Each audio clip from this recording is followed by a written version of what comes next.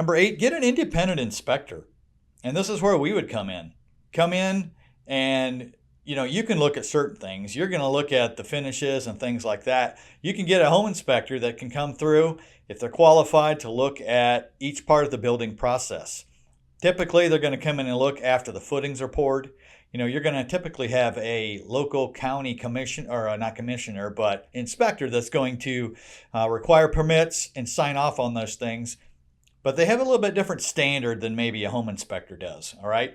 They're not looking at the same things. They're just going to follow it basically to codes of the county or city that they're in. Home inspectors look at it a different way. All right. And so I would suggest bringing one in, have them check it after the footers, after the framing, after the rough-in, all that stuff. Because the rough-in, when they have the walls up, they have the electrical boxes where they're going to go, they have the plumbing stub outs where they're going to go. At that point is really critical. Because at that point, changing things is still pretty easy.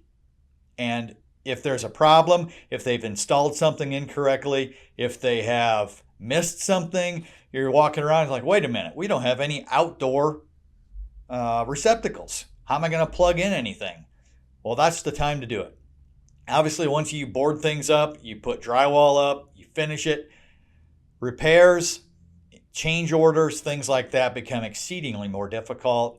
Everybody gets a little hot and bothered by that. So make sure you get an inspector in there or go through with your blueprint or whatever is comfortable for you.